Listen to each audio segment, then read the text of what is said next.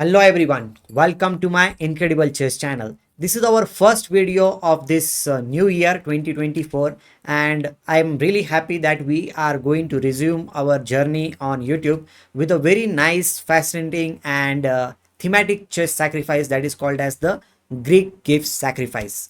So this video is going to be a very special video where I'll be explaining all the intricacies of Greek gift sacrifice, how we should identify it, how to apply it in your game and so on. So guys, if you are new here on this channel, do subscribe to my channel, like this video and let me know in the comment section how was the analysis. And there is a very nice story about Greek gift sacrifice which I will be telling you at the end of the video, so stay tuned with me till the end. So this is the position which we have in front of us, which came from the French defense opening. I'll be not going into the opening because today's video is not about the opening. So we have this position. We can already see that white's pieces are quite active. The bishop on d3 is aiming towards the pawn on h7. The knight on f3 is there, which can always jump to g5 square. The bishop on c1 is there, which is also aiming towards the h6 square, you can say. And the queen on d1, which can always be ready to come on h5 square. So these are the things which are there in this position. Now if we consider the position from the black side, you can see black's king is a little bit weak. Why? Because it doesn't have any defender on f6 square. Means the pawn on h7 cannot be defended by the knight there because we have our strong pawn on e5 square. Okay, now see, whenever we are playing the game, we tend to forget that our king is very important and we carry out our own planning and everything, forgetting that our opponent can attack on our king.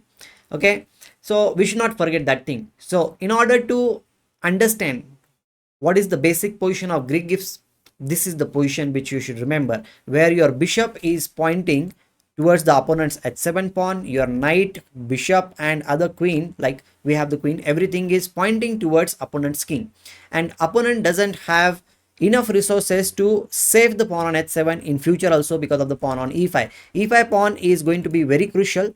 I'll be explaining everything step by step. So what is Greek gift sacrifice? It starts with bishop captures h7 check.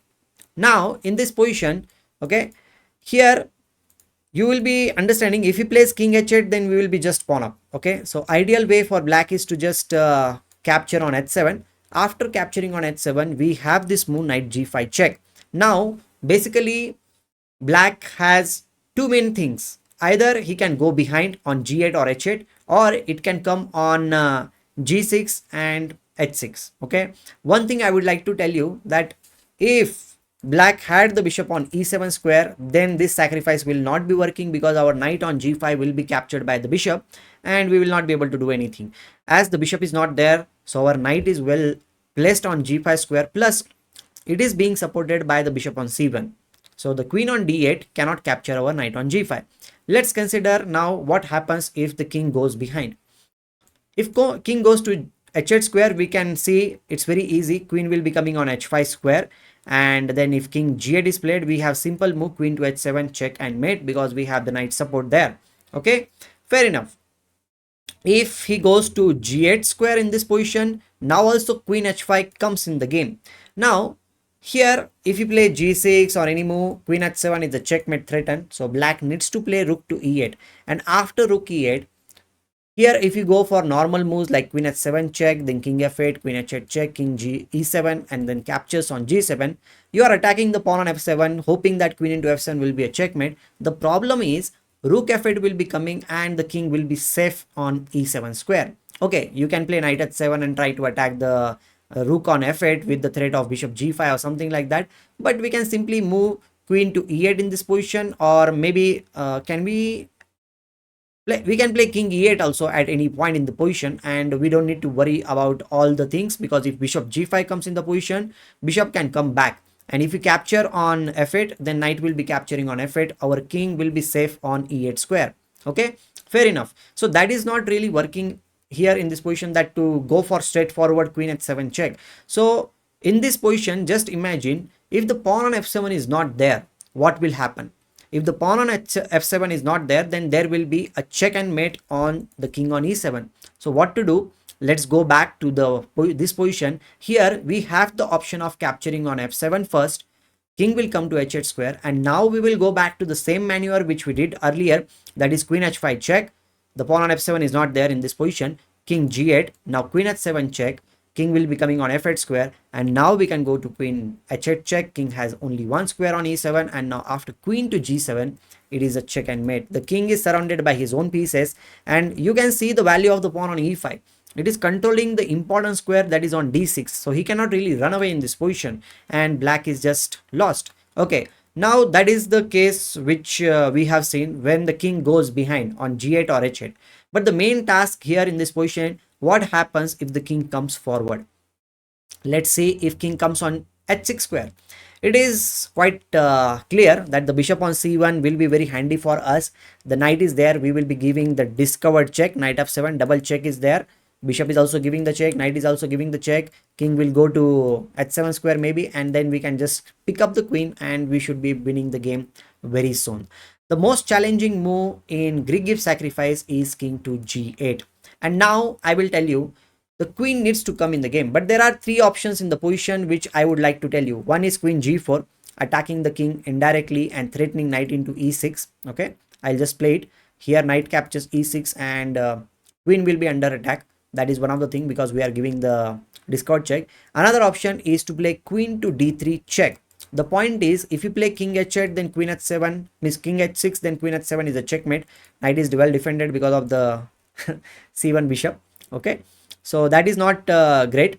So f5 will be played, and even if you play queen g4, in that case also f5 will be played, and in both the cases we have to play queen g3. Okay, why? Because we want to maintain the attack on the king, and the knight has some threats. Okay, even if you play queen d3, as I said, if f5 is played in this position, then queen to g3 is a very nice idea. With the same thing, knight captures e6, and knight will be capturing on d8. One more thing which I would like to tell you, apart from queen's move, we also have a very interesting possibility, that is h4. The idea is to play h5, and if king h6 comes, then knight captures f7 or e6. The discovered check is there. The bishop will be giving the check, and we will be getting the queen in that case. Okay, fair enough. So here, let's suppose queen e7 is played in this position, then we can go for h5 check. If king h6, then in this position, we cannot really give the discard check and try to win some material. The best move in this position is queen to d3, combining the threat of queen h7 checkmate. If he saves this rook to h8, then we have a very nice idea. Double check with knight f7. The bishop is also giving the check, and it's a checkmate. Okay, so fine. I hope that you have understood. h4 is also a very interesting idea. So now in this position, after queen g4 or anything, we will be coming to the same position after queen g3. Here, if queen e7 is played, what to do? Okay, one more thing I would like to tell you, don't capture here. E captures f6 in passant will not be a good idea, because in that case we will be just capturing on f6. King will be running on e7 square, and black will definitely defend in this position. Okay, so queen g3 is the best move in the position. We need to maintain the attack in this situation. Okay, we should not exchange our pieces. So now after this, he might play queen e7, trying to defend everything, and now we can bring our pawn in this case with h4 move. The idea is very clear. We want to play h5, and now in this position, if he plays rook to h8 in this case, then we can play h5 check. Even if the rook captures here, we have rook into h5. If king captures h5, then we have queen h3 check. King will be going here, and then queen h7 will lead to a check and mate. Okay, fair enough. I hope that you are understanding this thing. Now the question is, after queen g3, which we are looking at, after queen e7, h4, is there anything else he can do? Well, according to me, he doesn't really have that many options in the position. He will be losing for sure. So I guess like you have understood these things. Okay, now coming to this position, after rook to h8, we looked at h5, and if in this position, if you place king h6, which looks a very promising move according to me, which is the most toughest move which we need to calculate. The point is, after knight f7 check, We can give knight into e6 also check, but I like knight f7 check, king h7, and now queen g6 check. If the king goes to g8 square, then we can simply capture on h8, and if king h8 is played, then we can play h6, opening up the rook's file. The pawn started with h4, h5, h6. It might be going to h7 also. Okay, if you play, let's suppose knight to f8 in this position, we can capture here, and this rook h8 is a check and mate. And if you don't do that thing, if you play g captures h6, then also it's going to be a checkmate with rook h6 check. Queen h7, if it comes on the board, then queen into h7 is a check and mate on the board.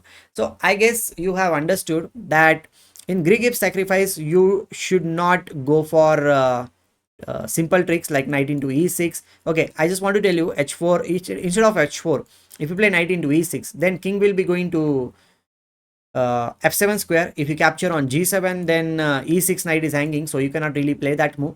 And if you play knight into c7, hoping for going for the rook on a8, the problem will be he will be just developing the knight here in this position according to me. And after developing the knight, even if you capture here, this knight is going to fall for sure at some point, and we will be simply going to be having, means black will be having two pieces for the rook. Okay, white might be having more pawns on the board, but it is a fighting position and black can still play on. So no need to go for simple tricks. We need to understand that this thing, that we need to maintain the pressure. We need to keep the king on g6 square. We should not allow it to run away. If the king runs away, then the game will be very, very difficult to win. So the point is just go for slow development, h4, h5. So I would like to tell you this thing, that when we are going for the thematic sacrifices like Greek gift sacrifices, then we should not hurry to regain the pieces, okay, or the material, you can say. We should just keep pressurizing our opponent so that eventually he will crack and we will be getting some great winning position. So that's all for Greek gift sacrifice. As I mentioned earlier, that I will be telling you the story behind the Greek gift sacrifice. Okay, the story goes like this, why this name came into existence. Long back, you might have seen the movie called as Troy. In that movie, Greeks actually attack on one nation or the kingdom, you can say. I have forgotten the kingdom's name, but the thing is that that kingdom has a very strong fort. The castle is very strong, and even though Greeks attack them quite violently for a few days, they are not able to breach it. Okay, so in order to trick their opponents, what they do is like they say like, okay, we are going to go back to our land, we just want to give you a gift as a celebration that a war is over and everything is over, battle is over. So the opponents say like, okay, no problem, give us your gift. And they make a very big horse, okay, of wooden horse. They make it, and in that horse actually they send many soldiers inside it. Okay, that is the tricky part. And at night they put the horse there and they say like, okay, take our horse there as a gift, as the from our king. And then they take the horse inside the castle. At night everybody is celebrating, as the Greeks are already left. They just show that they have left from the seashore, but they actually hide somewhere behind the mountains, you can say. And at night, after all the celebrations and all everything, the soldiers of that kingdom get tired, they are just relaxing and everything. And after everybody is kind of slept, the soldiers which were there, from the Greek soldiers I am talking about, which were there inside the horse, we call them as a Trojan horse, they come out, they open the main gate. And after opening a main gate, the army from the Greek side is already ready to enter inside the castle, and they win the war because of this trick which they used. So sometimes what happens, like our opponent sacrifices one thing, means in this case the bishop is sacrificed, but the thing is that sometimes they sacrifice a pawn or some other piece, and we think like, oh, we are getting a piece or something like that. But actually we should be very careful. Is that a gift, or it is some kind of punishment for you? If you capture it, it's like a poison. If you capture it, then you are gone. So we need to be very careful, and that's how the name Greek gift sacrifice came into existence. In this position also, the knight on g5 is the main hero, you can say, of this full sacrifice. And in that movie also, in the Troy movie, the knight, the Trojan horse, which was sent to the opponent's kingdom, to castle, that destroyed everything. So this knight on g5 and the Trojan horse, these are the Trojan horses, you can say. Horses are very difficult to handle, So I hope that you enjoyed this video. We will be meeting very soon. Till that moment, thank you, take care, and love you all.